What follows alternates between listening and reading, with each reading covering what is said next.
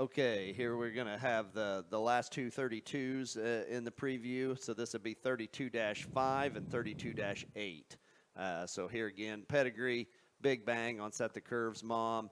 This is 32.5 on the bottle here that Bryce has got hooked up. So we'll go ahead and let Joe give his thoughts on him. Boy, when Bryce hooked this one up on the bottle here, boy, I kind of my interest got piqued really, really quick.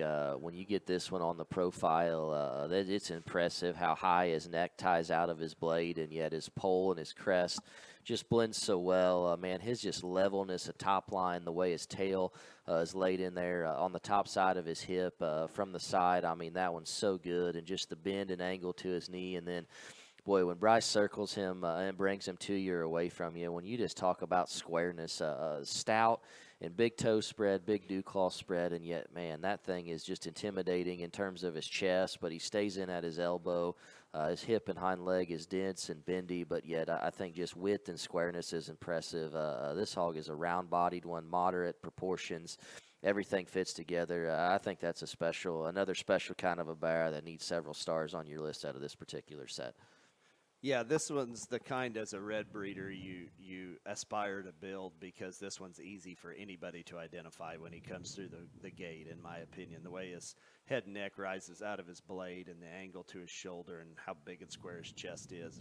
He's just it just fits all together. He's very proportional. He's very balanced and just very square, and just one of those that is hard to make but easy to identify when they come through. So I think that one can suffice a lot of different critics in a lot of regards. So I think one of my very favorites in the set here again. And as we maybe go over to 32-8 there, Bryce, for you hair freaks, everybody that loves hair, you're going to love this one because this one is a dense animal that's got dense, stout hair in him and little sandier colored kind of a deal. But, frame size-wise, maybe just even a nickel boxier than the -5 hog here. And his skull reads that way. When this thing comes right at you, I mean, he's got a lot of width between his eyes, and his skull's real stout, his jawline stout.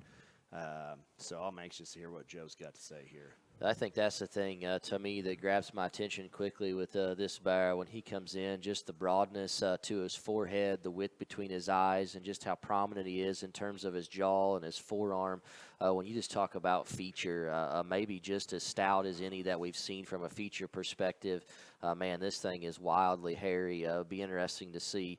What his neck looks like clipped out there in terms of his lower jawline, because that's a tremendous amount of hair working down on him. Maybe not just as ready and sharp up high as the -5 or even a couple of his litter mates, but again, I think when you study the remainder of these 32s that we've seen in here, I'm pretty confident that's going to feed in this particular bear. As he continues to come from that perspective, he's got the right kind of stoutness and indicators to me that grab you a pin quick.